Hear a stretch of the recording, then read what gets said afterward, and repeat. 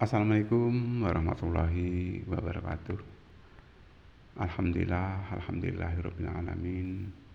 Wa bihi nasta'in ala umuri dunya waddin wa ala alihi wa sahbihi ajmain.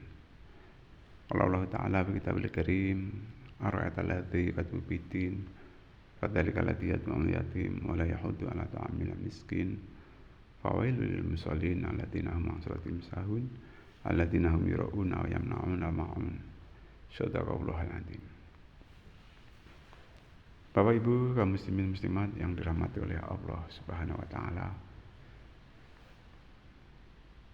Yang pertama, marilah kita mengucapkan rasa syukur kita kepada Allah Subhanahu wa taala karena atas segala nikmatnya sehingga kita masih dipertemukan lagi di channel kami, yaitu Cermin Anak Soleh. Mudah-mudahan tampilan kali ini bisa menginspirasi akan meningkatnya keimanan dan ketakwaan kita pada Allah Subhanahu wa taala. Amin amin amin ya rabbal alamin. Selanjutnya sholawat dan salam semoga tetap tercurah kepada junjungan Nabi besar kita Muhammad sallallahu alaihi wasallam yang senantiasa kita nantikan syafaatnya kelak di yaumil qiyamah. Amin ya rabbal alamin. Bapak Ibu yang dirahmati oleh Allah Subhanahu wa taala. Ada salah satu kegiatan yang positif yang bisa dicontoh ataupun bisa ditiru keterkaitan dengan kegiatan sosial. Setiap bulan Ramadan semenjak tahun 2007, bahkan sebelum tahun 2007 pun ya, di desa kami senantiasa mengadakan suatu kegiatan yang disebut dengan tim silaturahmi Ramadan ataupun tim safari Ramadan. Tim ini dibentuk dari 5 dusun yang ada di desa. Nah, aktivitas kegiatan tim ini sebatas di bulan Ramadan saja. Karena inti daripada pembuatan tim ini di samping untuk menambah wawasan keimanan ketakwaan, juga penghimpunan santunan ataupun dana. Insya Allah untuk tahun ini sudah terkumpul 33.900.000-an. Nah, ini belum selesai Ramadan, tapi sudah terkumpul sekitar itu. Insya Allah nanti dengan penutupan Ramadan, ya, sebelum hari raya, dana-dana tersebut akan diberikan kepada orang yang berhak menerimanya, baik untuk kaum duafa ataupun kaum miskin, kemudian untuk yatim maupun yatim piatu. Kenapa hal ini perlu kita lestarikan?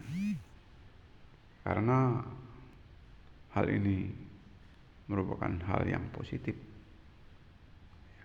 Siapa lagi kalau tidak kita yang memikirkan fakir miskin dan juga yang memikirkan yatim piatu. Jangan sampai terjadi ya, di hari raya Lebaran anak-anak yatim piatu ataupun kaum duafa terjadi hal-hal yang tidak diinginkan. Insya Allah tentunya berbeda dana yang dibagikan antara yatim piatu dan duafa. Kaum muslimin muslimat yang dirahmati oleh Allah Subhanahu wa taala. Selain daripada di bulan Ramadan ada lagi pengumpulan dana ya, yang tujuannya sama, untuk diberikan santunan kepada yatim piatu ataupun piatu, dan juga orang tua jompo ataupun orang yang duafa ataupun miskin. Tentunya hal ini sebatas kemampuan daripada dana yang ada. Kaum muslimin muslimat yang dirahmati oleh Allah Subhanahu wa taala, untuk ibu-ibu. Nah, untuk ibu-ibu itu diadakan pengumpulan dana setiap bulan sekali. Ya. Di sini ada 5 dusun, masing-masing dusun dikoordinator sedemikian rupa. Kemudian ada santunan khusus yang intinya untuk diberikan kepada yatim piatu dan kaum duafa. Nah, teknis pemberiannya yaitu ketika bulan Suro ataupun bulan Muharram. Nah, saat itu ya, diadakan suatu acara pengajian umum, kemudian mengundang ustadz ataupun kiai. Nah, setelah itu diselipkan pemberian santunan kepada orang-orang yang berhak menerimanya, diantaranya ya yatim piatu, orang tua jompo, dan orang yang miskin. Kaum muslimin muslimat yang dirahmati oleh Allah Subhanahu wa taala, alhamdulillah sampai saat ini kegiatan tersebut masih berjalan. Nah, seperti tampak dalam layar monitor ini teman-teman sehabis menghitung nominal rupiah ya, itu dimasukkan ke dalam amplop. Nah, ini dimasukkan ke dalam amplop. Tentunya amplop tersebut ada pembedanya antara yatim dengan duafa. Amplopnya sih sama, tetapi di situ ada kode ya, untuk yatim ditulis di situ YT ya, supaya jangan sampai terjadi istilahnya kekeliruan di dalam memberikan santunan ya. Untuk yang amplop kaum duafa dikasih kode D, sehingga nanti ketika pembagian ya kita lihat kenyataan tulisan yang ada di amplop tersebut.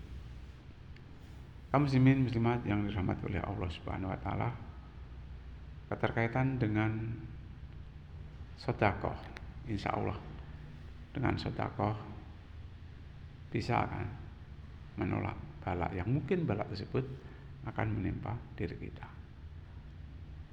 Bahkan ya, orang yang hobi sedekah ataupun dermawan itu di dalam Al-Quran juga ditegaskan ya, ibarat menanam satu biji ya, tanaman.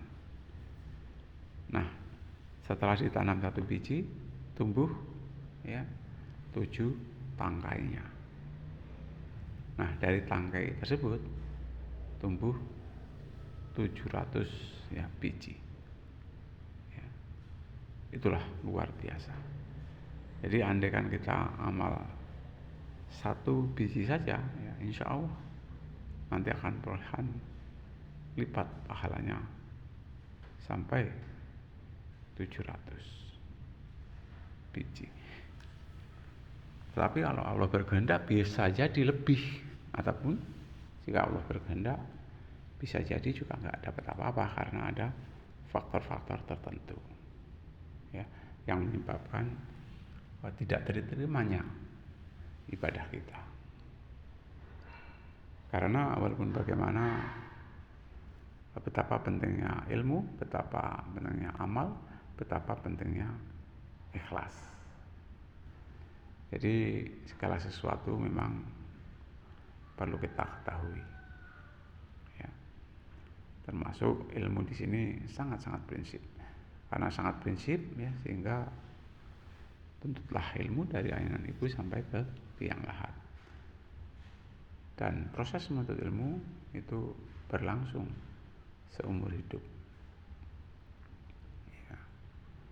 Setelah ilmu kita dapat, tentunya diamalkan. Ya. Karena ilmu tanpa amal kurang sempurna. Kalau diibaratkan pohon yang rindang tetapi tidak menghasilkan buah sama sekali. Itulah pentingnya daripada suatu ilmu. Nah, ilmu kemudian kita amalkan atas dasar juga ikhlas. Di ilmu, amal, dan ikhlas.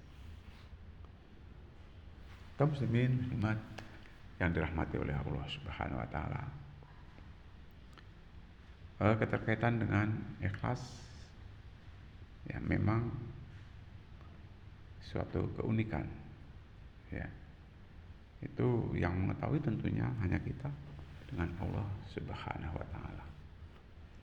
Apakah hamba itu ikhlas atau tidak? Ya. Karena banyak kisah ya, di alam akhirat sana, orang yang ditanya oleh Allah Subhanahu wa taala yaitu tentang harta, diberi amanah harta, diberi amanah ilmu, dan diberi amanah keberanian. Ya, dari harta ditanya, ya, dari mana kau dapat, kau belanjakan kemana? Yang dia menjawab, ya dari mendapat harta tersebut dengan cara yang baik ya Allah, kemudian saya belanjakan ke jalan Kau ya Allah, yaitu untuk membantu masjid, membantu mushola, membantu TPA, hanya karena Engkau ya Allah. Nah, apa kata Allah? Bohong. Ya, kamu membantu itu supaya kamu dianggap dermawan. Nah itu. Jadi kalau ada unsur riya, unsur tidak ikhlas, ada imbal balik sesuatu, ya itu tidak diterima oleh Allah Subhanahu wa taala. Ya. Kemudian orang yang diberi ilmu, ya. Hai si Quran, dengan ilmu yang telah kuberikan kepadamu, apa yang kau berbuat di dunia? Nah, saya mengajar di sana, mengajar di sini, dakwah di sana, dakwah sini hanya karena Engkau ya Allah. Ya. Tapi apa kata Allah? Bohong.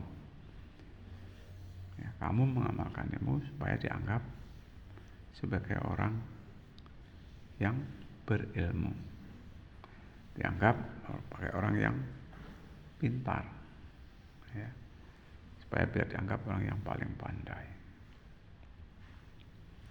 Nah itu, jadi merasa dirinya paling kuasa, pandai, paling pintar, itu juga dilarang oleh Allah Subhanahu wa taala. Akhirnya orang yang tersebut disuruh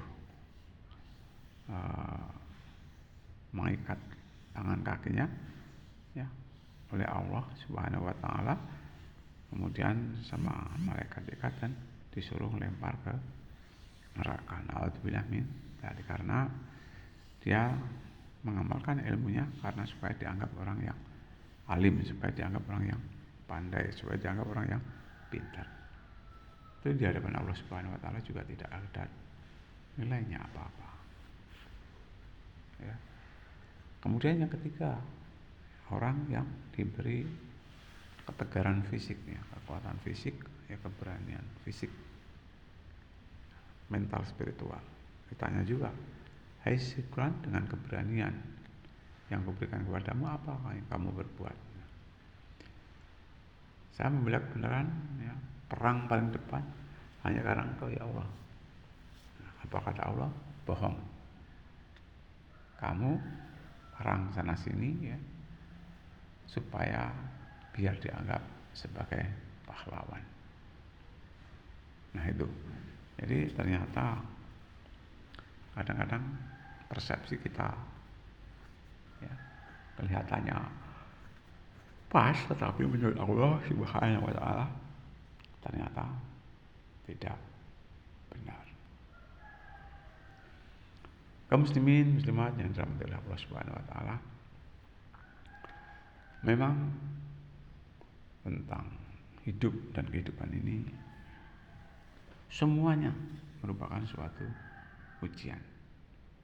Baik itu merupakan ujian, terlebih buruk itu juga merupakan suatu ujian. Ya. Jadi kita harus menerima semua kenyataan yang ada ini, tentunya harus dengan lapang dada, dan kita harus ikhlas menerima kenyataan hidup ini dengan senantiasa mengharap itu dari Allah Subhanahu wa Ta'ala. Jadi apa yang terjadi, baik pada diri kita maupun pada orang lain, kita nggak boleh istilahnya itu buruk sangka kepada siapapun. Karena secara teori, yang membuat gagal kita dalam proses itu bukan orang lain, tetapi diri kita sendiri. Dengan kata lain, kegagalanmu ya, ataupun kesuksesanmu itu karena dirimu sendiri.